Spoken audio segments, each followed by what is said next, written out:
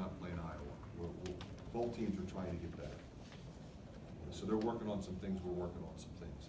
Obviously, we wanted to stay after them defensively, even when we got a lead. I thought for the most part we did that. We had some breakdowns. They scored at the end of the shot clock a few times, which is always disappointing because that typically means you play pretty good defense for 27, 28 seconds. And so we've got some things to shore up. But again, we have an unselfish team. A lot of different guys can score. And I thought we worked. We challenged them to work, and I thought they did that. Tyler Cook seems to have really advanced his game on the perimeter. He's handling the ball, 7 assists. Very good with that. He's been good since the summertime. I think very comfortable with him in that role. Finding guys are sprinting, getting in front of him. He gives it up easy. A lot of guys, when they try to sort of become the player that plays that way, they hold on to it too long. They don't get rid of it. They kind of take it for themselves. And I want him to take it for himself sometimes, but if it closes down on him, I want him to give it up. And he got a pretty good idea of when to do that. When you got back from those camps in the summer, did he have a talk with you about how to transition into positionless basketball? No, this has been a process. We told him we were going to allow him to play that way when we recruited him, and he has really worked on that. First year, it was more in practice than it was in games. Last year, he did a little bit, turned it over a few times, made some good plays. He's just more comfortable now. He has a much better understanding of when to go, when not to go, what to do, what not to do.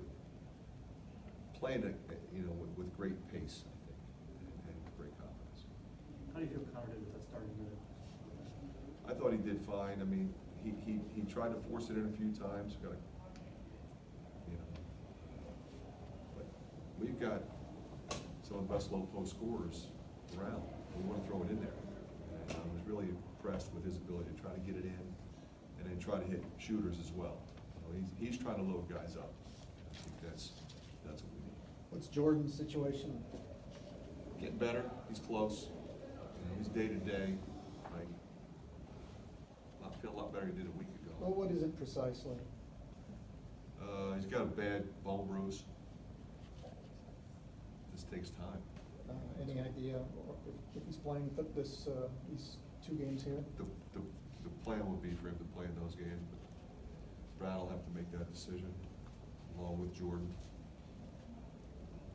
And then Mason becomes the backup guard. Jordan can be Yeah, the thing about Macy is, he's doing a much better job playing the point guard position because he got to play some last year.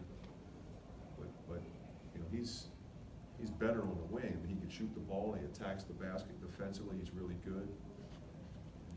So you want to kind of leave him where he's at his best. He's fine at the point. We'll be better off with him on the wing, attacking the basket, D'ing up the other team's wing guys and making shots. Jordan and Connor can play the point. We need to, he can, and it's good to have that flexibility. How long has Jordan been out? It's been a couple of weeks. Right around there. If it's not, it's 13 days. First time I've seen Joe in uniform, out of uniform. How do you think he did? He did great. Did exactly as I expected him to do. He was aggressive when he needed to be. He moved it. He knows how to play, makes shots, makes plays. He's a really good defensive player. A guy led the state in scoring, leading scorer in history. You're not expecting him maybe to be a lockdown defender. He's really good. That's tough. Gets on the glass, up in the passing lanes, slides his feet well, takes advantage of his length. He's really long, pretty tall, but he's really long too. That really helps him. Feel ready for the season to start? Yeah. It's time. We've been going a long time, Mike. You and I have talked about that before. I mean, since June, it's a long time. Time to play somebody else.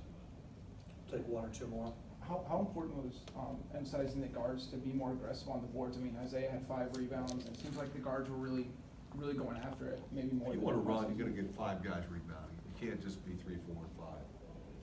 And the guard guards are just leaking. And that's okay sometimes, you get a break, but everybody's gotta stay in there and rebound. Now, they're gonna get back on defense, obviously. So they're not going to the offensive glass, but they gotta rebound at the defensive end. Fran, the fact that Connor's a pass first point guard, I mean, how big is that for this team? Front line? Well, I think it's really important, you know, the hardest thing sometimes is like, you gotta go score some too, and he did that, I told him to do that, he did more in the second half. But when you have Luka, Isaiah, Joe, Jordan, we got like Luka, Ryan Creener, Cordell, he was terrific, and Jack, all those guys could score, Macy. You gotta have a guy out there that's thinking about getting them the ball at the right time, at the right location.